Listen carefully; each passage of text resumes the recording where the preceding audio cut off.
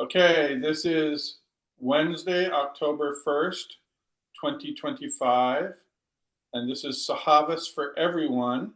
And tonight we are doing the very special guest, Avatar Meher Baba, and his 12 ways of realizing me. And I will share you the quote that we're going to start with tonight, which is way 10 because it's October. Can everybody see my slide? Yes. And the quote from Baba in 12 Ways of Realizing Me, way 10 is obedience. If your obedience is spontaneous, complete, and natural, as the light is to the eye or smell is to the nose, then you come to me. If your obedience is spontaneous, complete, and natural, as the light is to the eye or smell is to the nose, then you come to me. And I really love this one. And I was thinking about, well, now, how in the world do we live that kind of obedience? And I thought I'd start with what my inspiration was to share, and then we'll open it up for discussion amongst everybody. Does that sound good?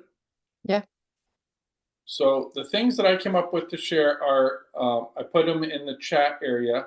First is, well, we have as guidance Baba's behavior and words and his published materials, like God Speaks and Messages, My Wish, and I'm going to read My Wish. And my own experience of Baba was he was not a big do's and don'ts kind of avatar. He was more of a here's how the spiritual life works, and I trust you to figure it out.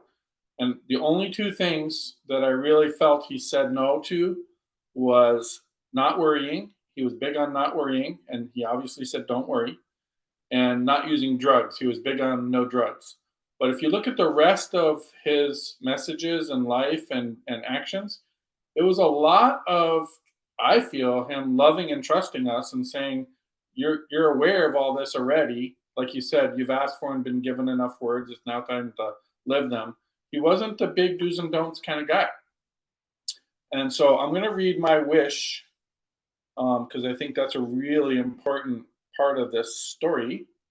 And then I'll talk about the other few points, and then we can open it up to general discussion. So My Wish should be here. Can everybody see My Wish? And we can discuss how this relates to obedience in a second. Can you see the message? I hope. I can see it. Okay, good. Meher Baba said, the lover has to keep the wish of the beloved. My wish for my lovers is as follows. Do not shirk your responsibilities. Attend faithfully to your worldly duties, but keep always at the back of your mind that all this is Baba's. When you feel happy, think, Baba wants me to be happy. When you suffer, think, Baba wants me to suffer. Be resigned to every situation and think honestly and sincerely, Baba has placed me in this situation. With the understanding that Baba is in everyone, try to help and serve others. I say with my divine authority to each and all that whosoever takes my name at the time of breathing his last comes to me. So do not forget to remember me in your last moments. Unless you start remembering me from now on, it will be difficult to remember me when your end approaches. You should start practicing from now on. Even if you take my name only once every day, you will not forget to remember me in your dying moments. And I think it's probably obvious, but I feel like the way he worded my wish, there's plenty of opportunity to obey his wish. And I've been practicing that. I find it extremely helpful. And then a couple more points, and then we can open it up.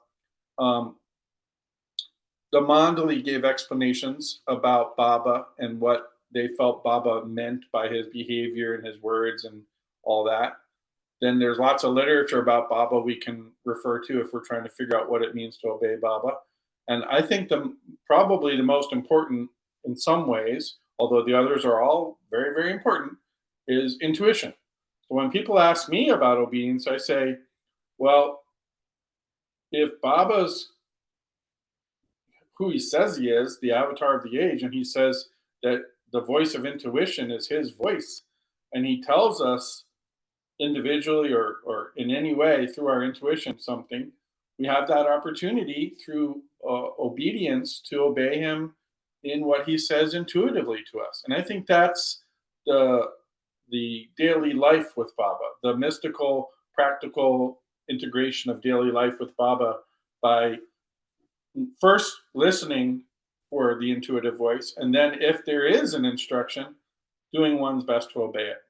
And then I put other so anybody else can add whatever they want. These are just my ideas because I'm driving around in the car today thinking, wow, what are we going to share tonight? And I've now shared what I wanted to share, and I want to open it up to everybody. Who wants to go next? Well, Vanessa? I just want to comment on the sharing the my wish. One of the Yeah. things that I think when you read that, it's so applicable to this day and age specifically. So, Can you you know, tell me why? well, yeah, I mean, I feel like, all of us are in these, we're in this society where, we have to have a car and car insurance and work and house and duties and, families and, it's a lot, we're plugged in. Once you're plugged in, there's a tendency, but, to think, well, is this very spiritual?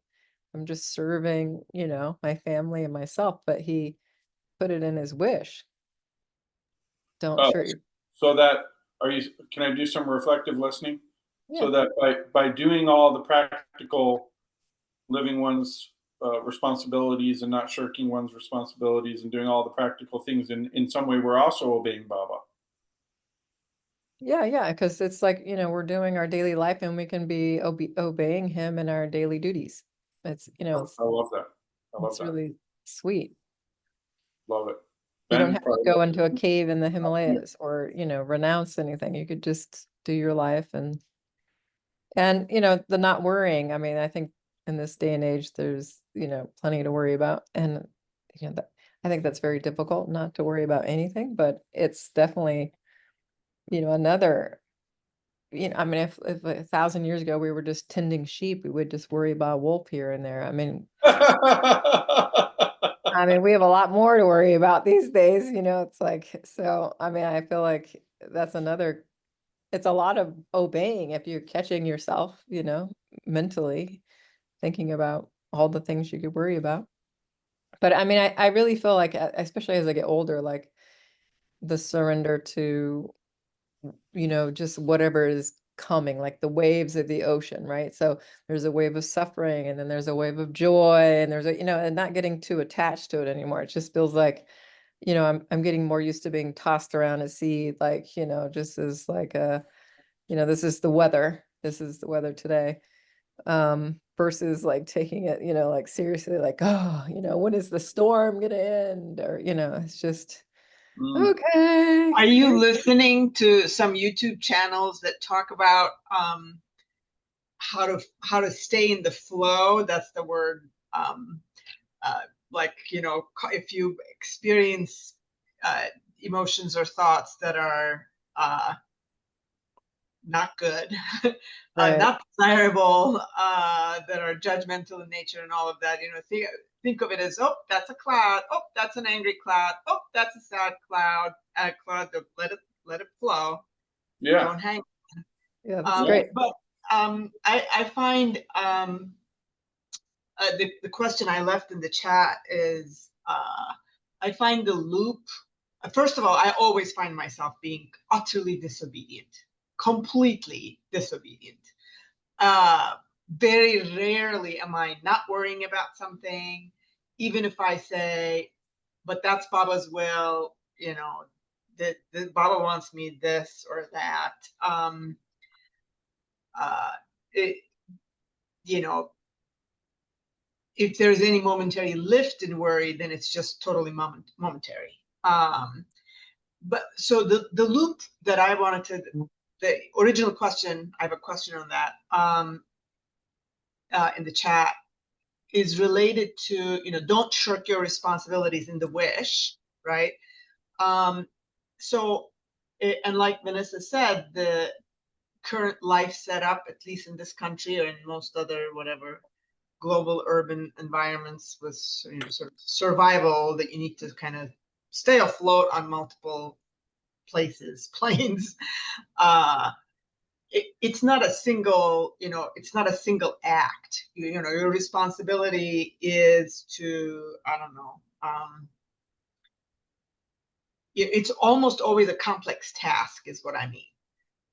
So it's never a single step. Yep.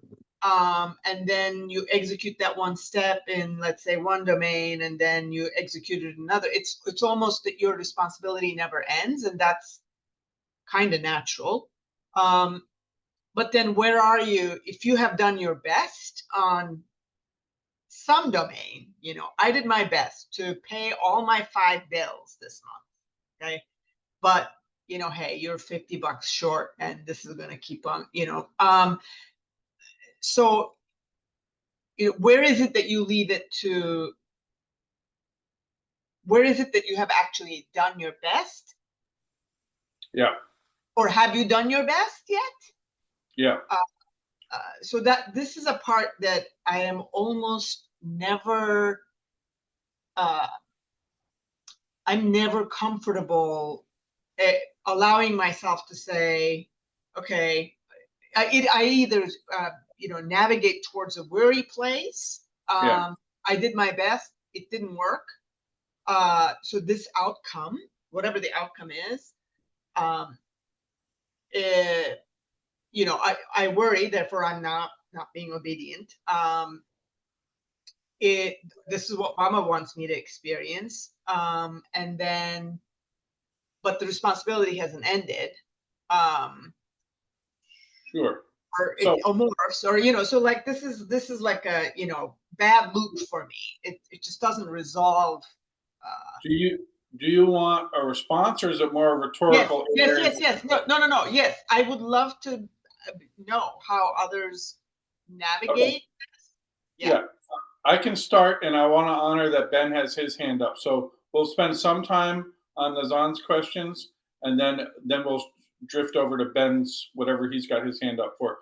I'll start and say, Nazan, he used the plural responsibilities, not responsibility singular. So I think Baba knows that there's a flow of responsibilities, and it doesn't seem to end. About to do your best, that's a very interesting question. I love your question first. I want to honor your question. Ultimately, I believe it's between you and Baba whether you've done your best. It's nobody else can judge that. That's an intimate understanding between you and Baba. So that's like self-honesty, being honest with Baba. You could even ask Baba, is there anything more I can do, Baba? And I've done that, by the way. I call it, can I just tell you what I call that? I call it putting it in Baba's inbox. I don't know if the rest of you remember, there used to be an inbox and an outbox on the desk of the boss or the manager. The inbox would be what the manager needs to look at, and the outbox would be what the manager needs to send out. You remember inboxes and outboxes? I do.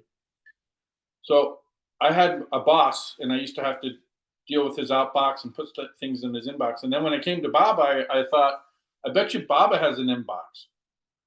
So I used to put things in Baba's inbox consciously and say, Baba, what more can I do here with this? And wait for his response. And it may be childish, but you know what?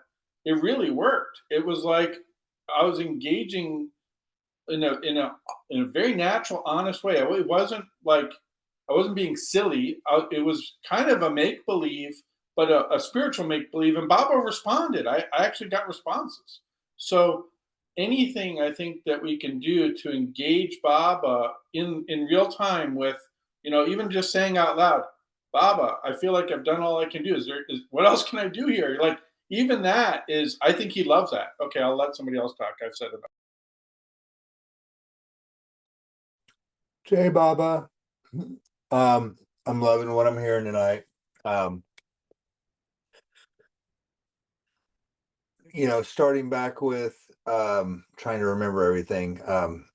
I liked what Vanessa said about this, is this spiritual, this life of jobs and car insurance and whatever it was she was saying, all the things that we do. And I think this obedience is deeper than it appears on many levels, and it actually works directly with you at what level you are at. So if not shirking your responsibilities is going to work at whatever job and paying the bills and feeding your kids and all this stuff, then yeah, that's spiritual, because that's like everything Baba does has spiritual significance. And so obeying him is spiritual because it's significant. Um, but as you traverse the inner planes, I guess, or you start to get onto the spiritual path, and I know that's another little bit of a point of confusion for me, because I'm not sure when you're actually on the path, but let's just say you are, because in some way, shape, or form, we're all on the spiritual path. Okay. Um, and as you start to get more insights and your intuition starts to get more acute and more refined and more where you really are trusting that more because you're actually having experiences with God or Baba where those impulses better. Well, now you have a higher level of shirking your responsibilities, right? Because before you had that, you needed to do the things you knew to do.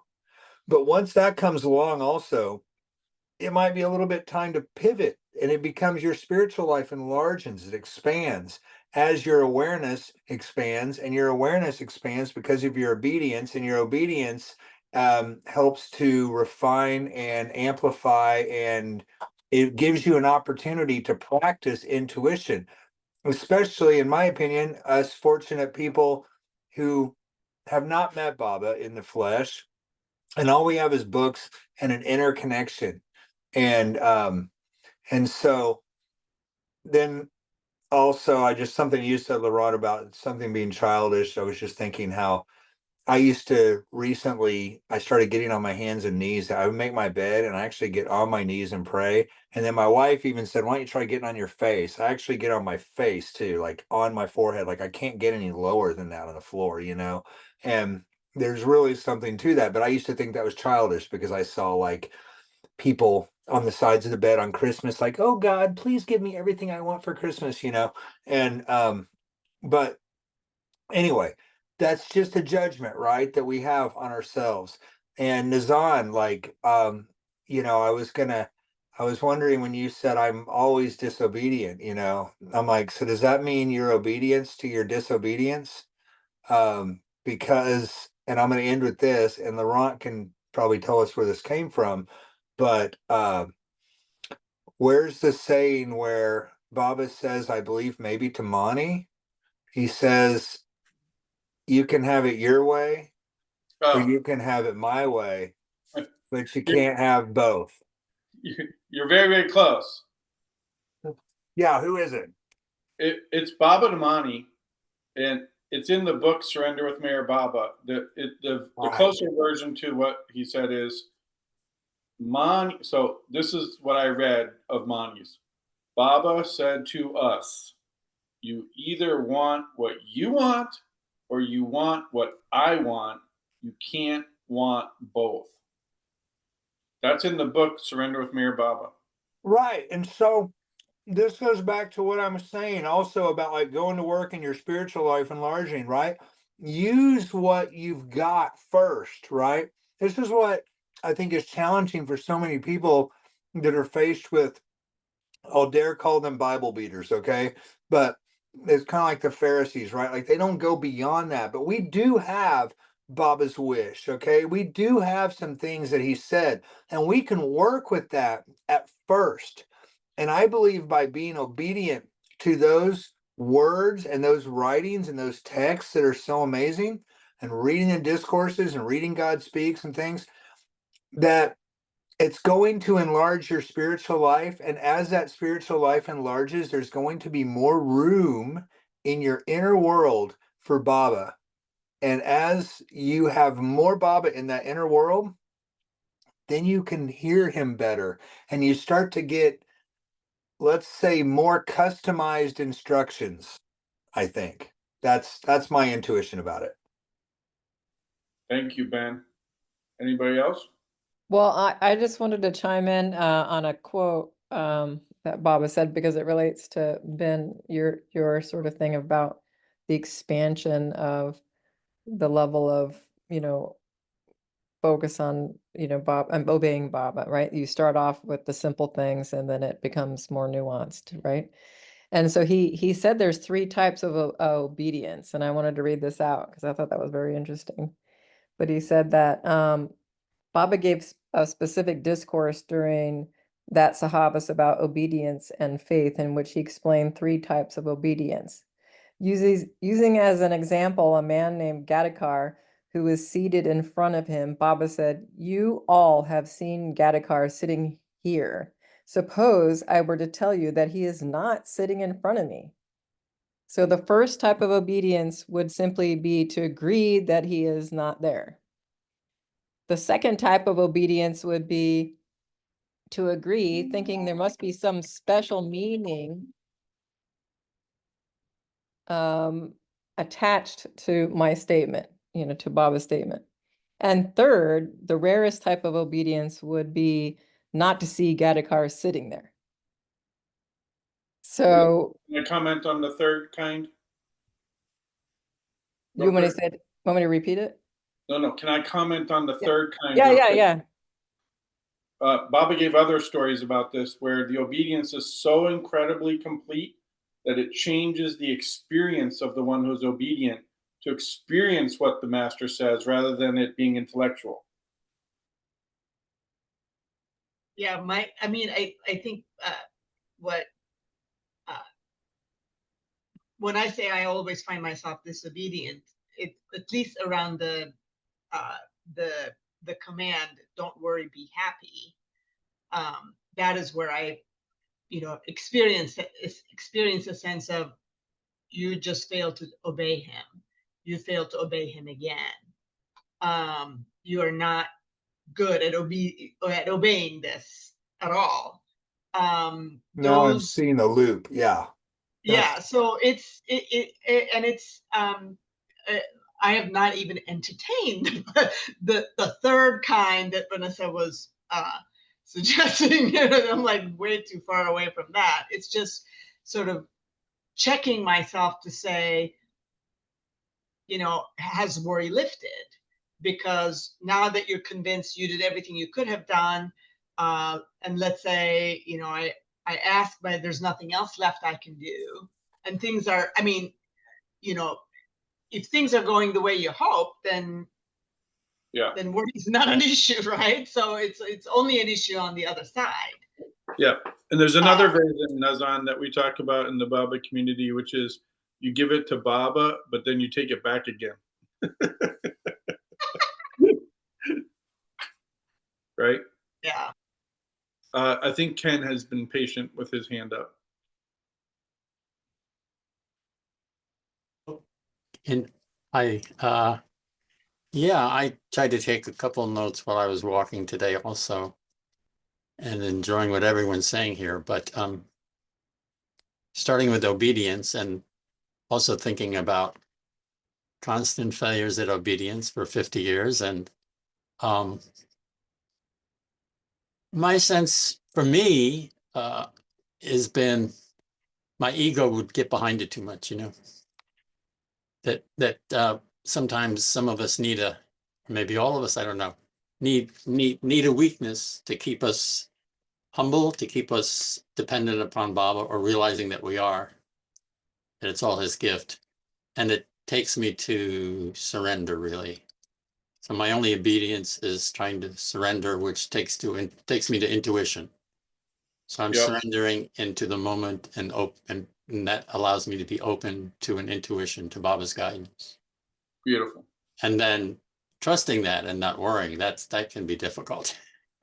Baba's timing, maybe there's something you really think Baba should be doing, but it's not going to happen for 5 years or 26. right. So Yeah. yeah. No, but again, I love what you're saying, because you're connecting all the same dots we've been talking about. It's all really the same dots, right? Yeah.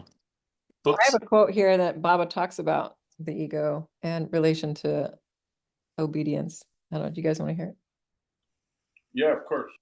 It says, at one point, Baba again warned that continually thinking of how to get rid of the ego and how to merge in the infant is a hindrance on the path rather than a help. Continuing, Baba emphasized obedience. He said, you will always find very many who do not obey. They are just devoted. They worship, but they do not obey. Is this clear? Obedience is more important than devotion.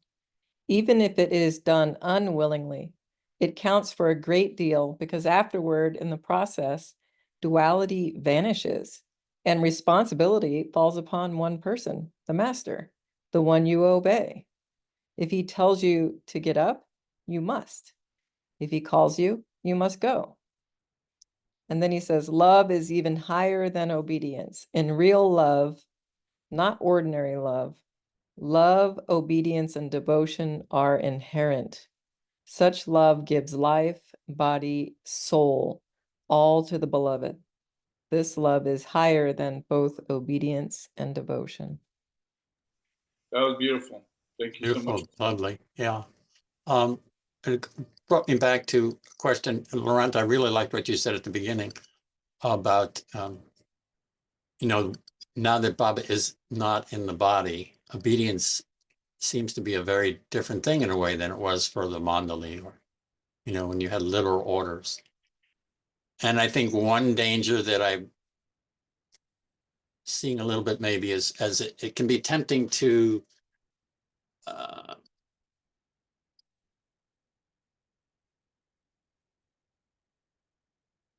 did I say preach? To think that people should obey how you think Baba wants you to obey. And I like what you said about it. It's very individual, So I can't judge another's, seeming disobedience to what Baba wrote here or Baba said to this person or whatever, You could judge them, but Baba also told us not to spend our time judging each other, right? That it's not the point. Well, here's the thing is that, the deeper that I surrender, because it's a surrender, right? If I obey, then I'm letting go of an outcome. I'm giving it over to him. Yeah. He's creating the outcome. So, I mean, that's difficult because, I might see it's better this way, and I might, judge another for saying, well, it'd be better if they did this, but I don't know what their path is. So I don't know what's good for them. So if that person obeys and they do their best, I don't know that they're, that's their relationship with God. So it's so, it's not like a one size fits all. I mean, when you're obeying, you're just, your life can unfold in a way. I mean, I love the story about Rumi and Shams. I mean, Laurent, you want to give that? That was like, Just type that into the chat. That's so funny. Did you see that? Yeah, so Rumi obeyed Shams, right? Go ahead and. But did you see me type that, or did you say it at the same time I was typing it? No, I'm one with you, and it just came through. Didn't read that. Okay. So Ben, you got to hear this story. When Shams and Rumi first got together, it was an incredible meeting. They didn't part for days, I think weeks. And Rumi's disciples became very jealous. But at the time, Shams was a perfect master, and Rumi was not spiritually perfect. He was close. You meant Sam's disciples got very jealous. No. Rumi's disciples. Oh, okay. Rumi had disciples before he was perfect. Well, that's a whole long story, Ben. We'll do the backstory someday. But at the time, Rumi was so well known and so well respected that he had disciples already, but he wasn't spiritually perfect. And here comes Shams, and Shams was like a wild man, like fiery. Shams means sun in Persian. So he was like a fireball and completely different personality than Rumi, completely totally different. And Rumi wanted to be obedient to his new master. So Shams says to Rumi, Ben, so I want you to do something for me. Will you do something? And Rumi says, yeah, I'll do anything. And Shams says, I want you to go to the bazaar and find me the biggest jug of wine you can find. I don't care how big it is. The bigger the better, and bring it to me. And Rumi hesitates. And he says, but I mean, if people see me carrying the wine, I mean, it's it's forbidden. I have a reputation, And Sham said, bring it. So Rumi had to swallow his pride, go get the biggest wine he could find and carry it on his back. And everybody's saying, isn't that Rumi? Isn't he the great master and teacher of Islam? Why is he buying wine and carrying it? Like he must have fallen off the spiritual path and all this. And he was being tormented internally. But that was exactly what Shams needed to get him over this, whatever hump he needed to get over to get to realization. That was part of the journey. That wasn't the only thing. Many other things happened. But it's such an incredible story of obedience because even at the end, Rumi, that was his last lifetime. Even at the end, there was the vestiges of the ego thinking, wait, but I've got this prestigious position. I'm teaching Islam. I've got students. Like, I can't, how am I going to do this? But after realization, oh, forget about it. I went to Konya. The whole town, like the whole of Turkey became his disciples. But, he had to get over that ego hump. Is that the story, love? Yeah, that's great. Another thing I like about that story is how personal it was because of so much judgment. Like he had to just be quiet and do it. I think the thing is, he didn't have to do it. That's the whole point of obedience. Great point. He could have said, I'm not ready for that. Well, I meant like for him to get sorry, my wife is traveling to Asheville right now and she's texting me, but I'm going to text her and just say, can I call you later? She's stopping off in Memphis tonight. I mean, he chose to do it because he wanted to obey his master, but he didn't go explaining it to everybody either, right? Like, there's something to that. Like, well, the story came to us. We have the story. I don't know who told the story, but it's a great story. It's a good point. I mean, after the fact, though, like Rumi wasn't like, "Hey, I'm just doing this because so and so told me." He didn't. It would be too hard. He had his head down when he was walking. Right. And Nazan, you're Turkish, right? Does everybody know this story in Turkey? Yep, it's a very famous one. Yeah. It's very famous. I don't know anybody. Everyone in Turkey would be a very large number of people, so I don't know that. But I mean, people who know anything about Rumi and Shams usually know this story. Yeah. It's a very well-known story, right? I'm not making up the story. No, you're not making up the story. The point is rarely about obedience, though. It's about not taking quote unquote Islamic tenets in a very rigid way. Not orthodox. Yes, that's correct. That's the right word. Yeah, don't understand these things to mean that you should, it's not about conventional. There are many stories like that where your heart is really not in the act of obedience for some, a tenet of Islam, like you should do the 5 prayers every day. you know, you're doing the prayers, but what you're really thinking about is quote unquote manipulating and doing something to your neighbor, right? That is not a check mark next to obedience. I did my Islamic duties. There are many stories like that, and this is one of them. I love that voice. You should use that other voice more often. That's a good voice. Yeah, so, yeah, it's in the I think most Turks would understand this wine story as part of that same tradition of stories where strict adherence to some outside verifiable act is not really the spirit that's meant by what it means to be an Islamic person, you know, kind of thing. And that outside is called the Shariat, right? Yes, sure. Yes, that's right. That's right. So that's when it gets all, you know, political and all kinds of twisted stuff, you know, which I don't want to get into. Well, and to be fair, one of these stories could have many different teaching points in it. It's not just one. It could be used for many different things. Steve Klein used to say, Erich used to tell the same story in Mandalay Hall at different times to make different points. Very interesting. That's the nice thing about stories, the Sufi tradition, right? Because it has different messages. The same story has different messages for a 10-year-old, 20-year-old, you know, 70-year-old. That's a nice. And that's what sorry, yeah, I didn't mean No, to no. I'm not. Go ahead, Ben. Well, that's ties in so beautifully with what I was trying to say earlier. Like, you know, Vanessa mentioned being older, right? And the waves, and I hadn't really equated that um to being older, but it's so true because as I've gotten older, I have more awareness, and I also know, uh-oh, Charlotte's calling me twice. Let me answer that and I'll get back on here in a second. I'm sorry, just make sure she's okay.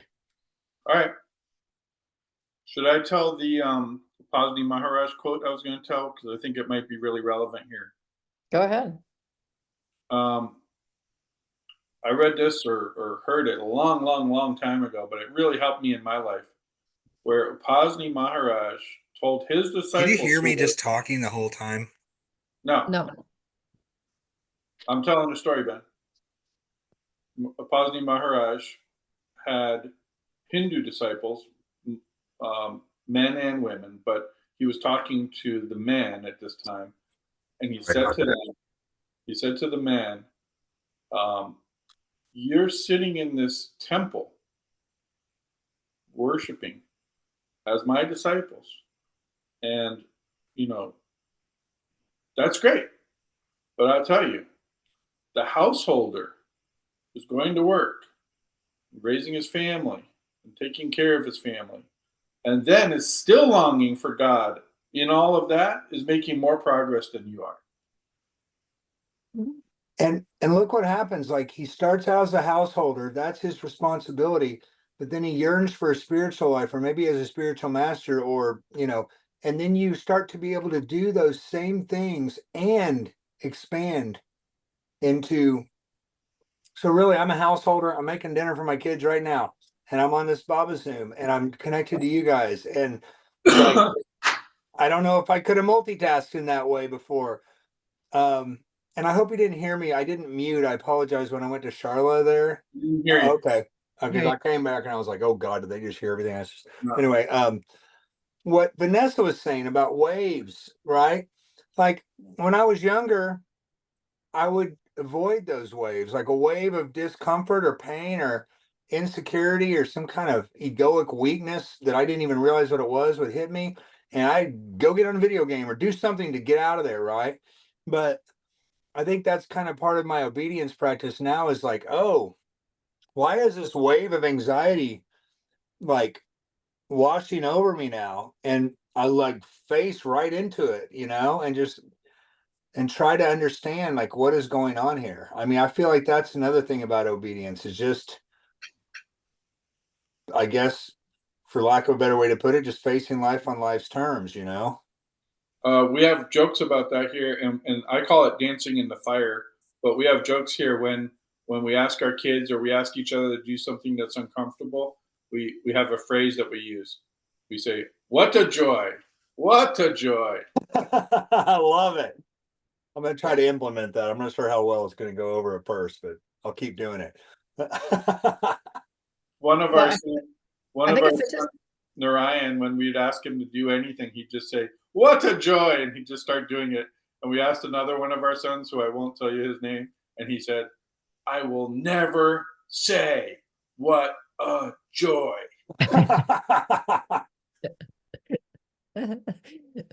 Yeah. Well, yeah. So, Well, I have a quote that everybody might really like, because I feel like, here, you know, we have the avatar actually giving a guarantee about obedience and the result of obeying him. It says, and this one also has a little Hafiz quote, but this is from Lord Maher. And this little excerpt starts with, "A child is born, and as he grows, his consciousness also increases. From childhood to youth, middle age, and old age, but not a thought occurs to him as to from where and what he has taken birth. Births after births pass in this way. He only thinks of worldly things, never about the real thing. Rarely does someone become really awake. The dream is far too long." Hafez says thousands of lovers, out of love for God, are rolling in the dust, but hardly anyone realizes him. It requires cycles upon cycles for a man to get enlightened. Books say that even after eons, only one finds God. But this is the time when those who obey me will realize me. And he says, "It is important to obey me cheerfully. If that is not possible, at least obey." my That's why God, that was perfect. that's why we added "What a joy," because we thought that would be so funny to just say it out loud. What a joy!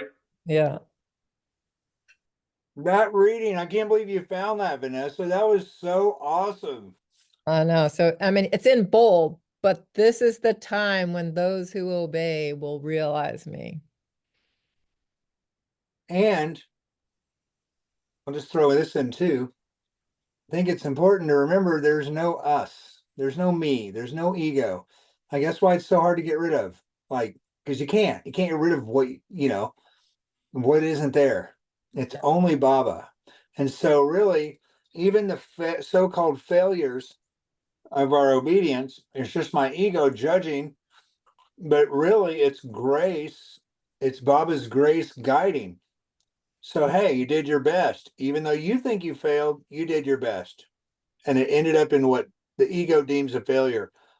But also, I think what the ego doesn't realize, every time it deems something a failure, it's actually course correcting for the next time around. And so, and sometimes those like Laurent just said, could take 26 years or more or whatever. I know I've had some very long ones in my life. I think we probably all have, that. Yep, yep. You just reminded me of another quote, Ben, if I could say it. It's from Ramana Maharshi, who was a contemporary of Meher Baba, um, definitely seen as a wise man across India. And his disciples said, one of them said, "Master, how shall we treat others?" And Ramana Maharshi said, "There are no others."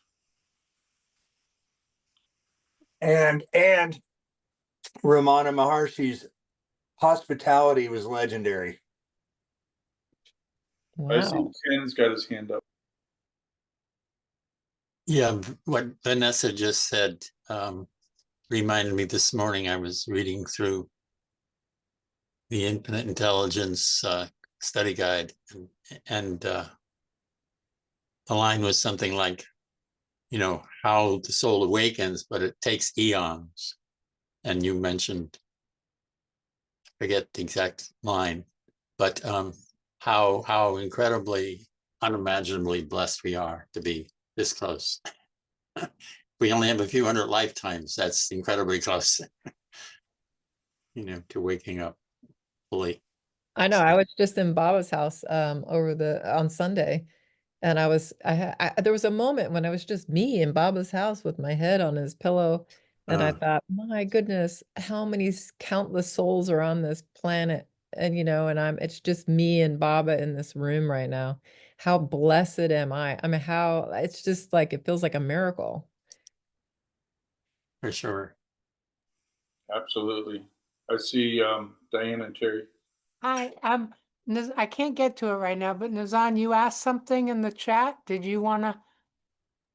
Thank you for pointing that out. I was just curious as to how many of you, since we're all, exercising our, faith or conviction or, everything towards Baba in his absence, we don't have him commanding anything in our lives directly.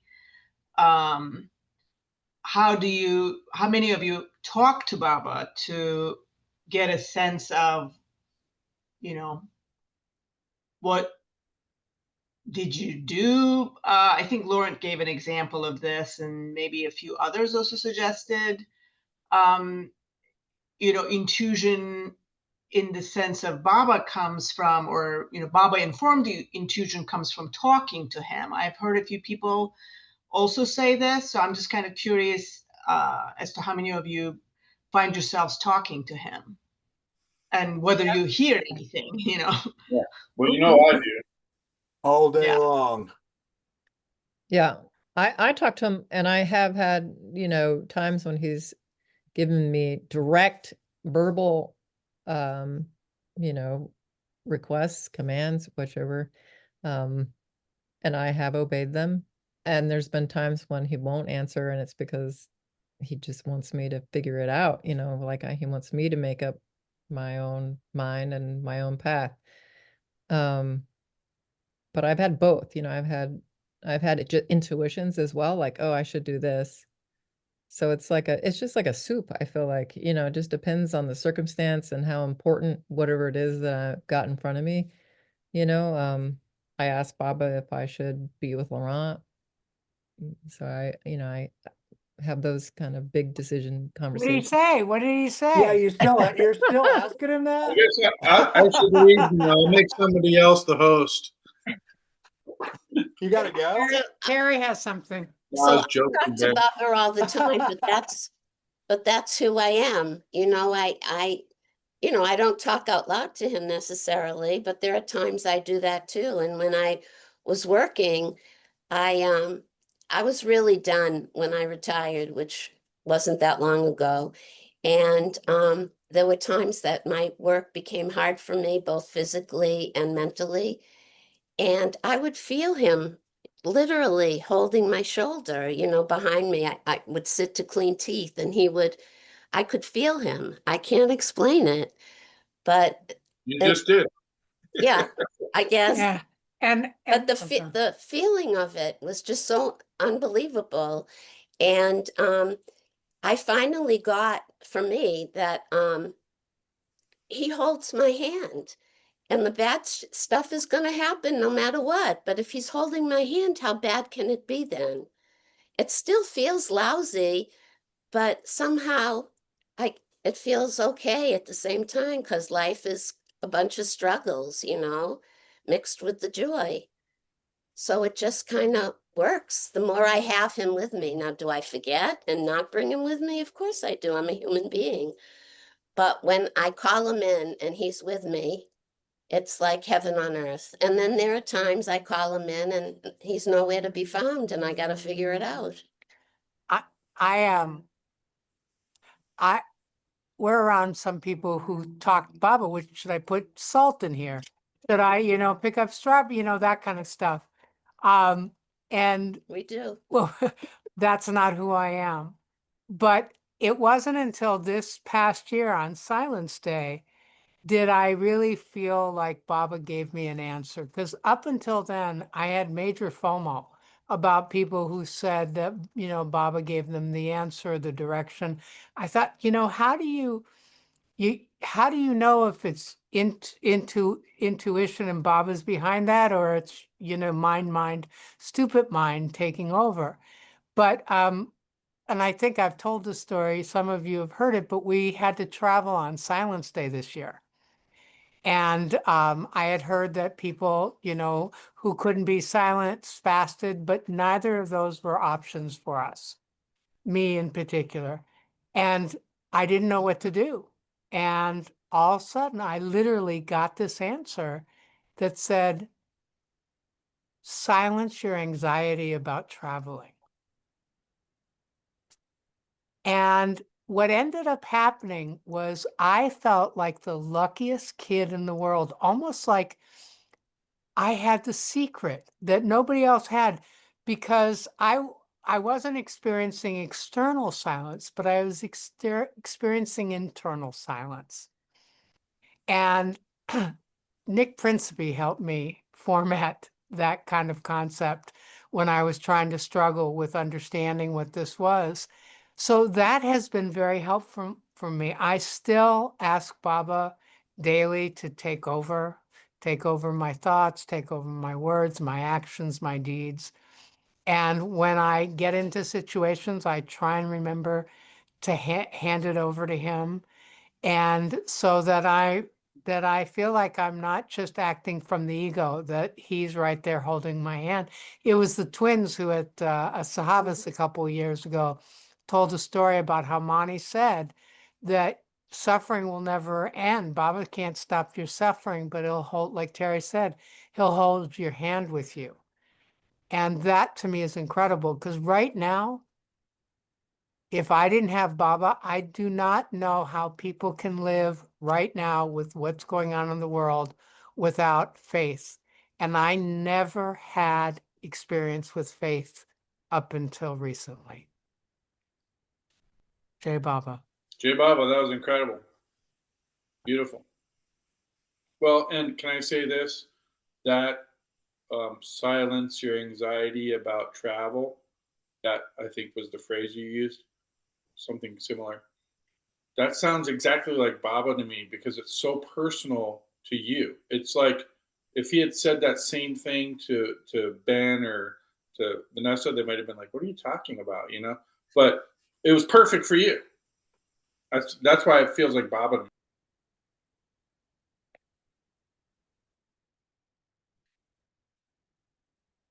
Well, I was going to share one more thing that came up for some reason. I think when we were talking about Baba being like holding your shoulder and all that. Well, there's a bunch of things that's related to, but one is Don Stevens.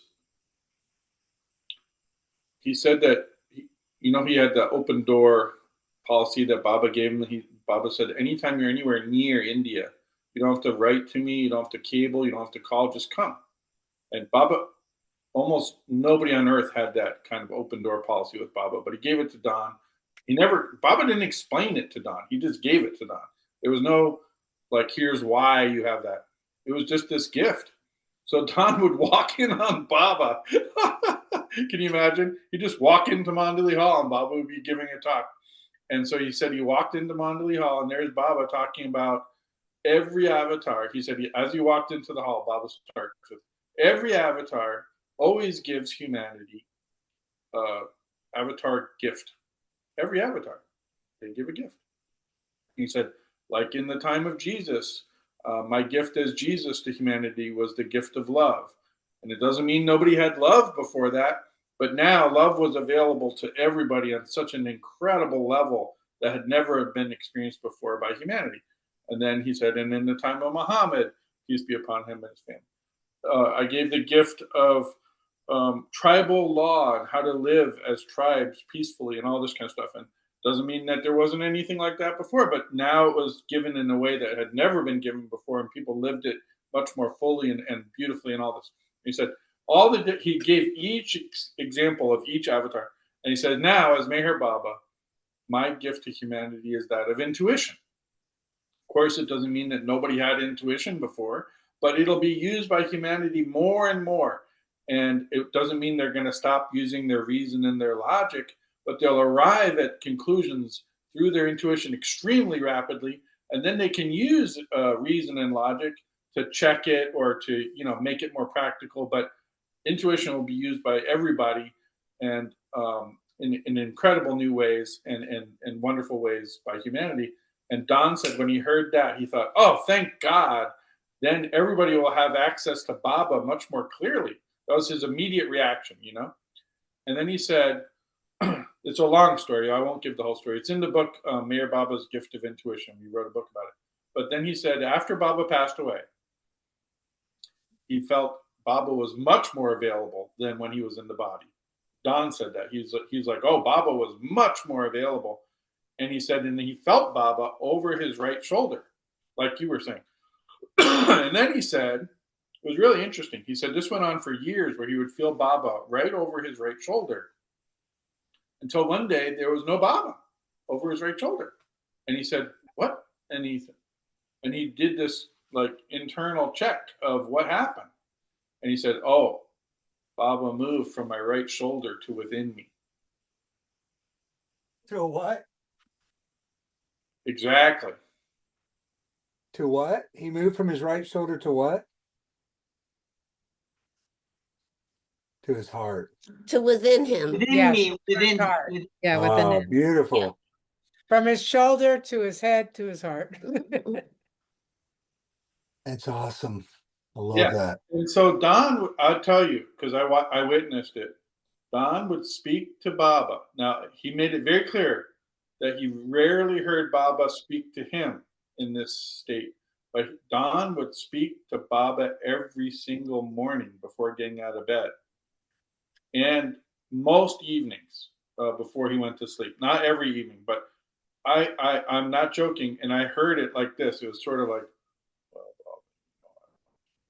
and it was him explaining and talking to Baba about his process and his life and his, if he had questions, I mean, it was just like sharing with Baba. And he said from time to time, but rarely, Baba would immediately give him the response, and it was extremely clear, but it was rare. So it wasn't, he didn't want to misrepresent that experience. And he also shared his intuitions with us, and I've got tons of them. He wrote them. And from time to time, the intuition sounds like Baba.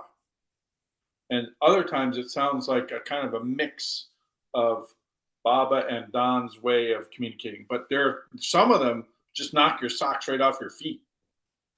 That's what I wanted to share.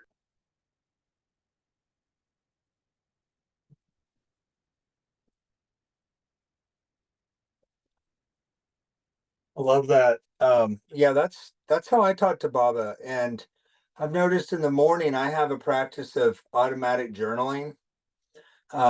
Because I feel like in the morning my mind has been offline for however long, sometimes 4 hours, hopefully 8 hours. Um, and then I'm kind of not in the way there. And so I get my journal out, and I actually use a phone journal, a digital journal on my thumbs. And I don't know why I would have not thought that. Actually, I would have thought it would work better because I actually don't even like looking at blue light first thing in the morning. But with this journal app, I get messages, and I also always say, "Hey, Baba, I entrust all my thoughts, words, and deeds to you today." So I feel like that also establishes a connection. Two other things on my mind, real quick. One is I was just reflecting about how Baba said the women were going to lead the spiritual charge in the West, and how the heart is often associated with the feminine. This is kind of what came to my this came to my journaling this morning. That's what it was, and the mind is often associated with the masculine, right? And so the mind has to be led by the heart, and it's the mind that says things like, man, listen to all these other people sharing how they intuit with Baba. Why don't I do that? Right? Like, I'm about to go to an AA meeting. I'm in recovery. I love my sobriety. I love my men's group. I've had this great it's an incredible spiritual program, and I love going. But I also have never been to rehab, never had a DUI, never been to jail. And I go in and I listen to these stories of people talking about shooting heroin, which I've never done, or being homeless, which I've never done, or stealing a cop car, or some crazy, and my mind goes, well, you're probably not supposed to be here, but I am, because I'm getting something out of it, and I love being sober. And so my point is, every spiritual connection with any program or person, and I do believe Baba is more accessible. I was even going to say that earlier. I really do think we're very fortunate at the time we were born. I mean, I read stories that you read. We all read stories about people with Baba. Man, that sounds. Eric's got to the point where he couldn't even take it anymore. That's why he wasn't in the car during the wreck in Prague, because he was just like, But then what did Baba do? He gave him more work, right? Anyway, yeah. So I'll end on this. Baba also speaks through the silence. And intuition is a language to me of its own. It's not always words or even my journaling. If I can just sit in that silence, even uncomfortable or comfortable, I feel I can hear him speaking in a silent language. It's silent, like it's not words, but it's love and it's peace, and it's and at the very least, it's just me and Baba. And you don't have to get directions to obey to spend time with Baba. You can just sit down and be with him anytime, anywhere. Beautiful. Love So it. Love it. Thank you, Ben. All right. Well, we're at the top of the hour. So last thoughts and feelings, any burning desires of what to share? Go ahead. Go ahead. Oh, I'm just sending love. I look I forward thought to you the said, I thought you session. said you had 2 things to share. Oh, I was giving the peace sign. Okay. Okay. Anybody else? I would Ken? just like to say I love you all. Love you too, brother. To Baba. Hey, Baba. Thank you all. Thank you, Laurent and Vanessa.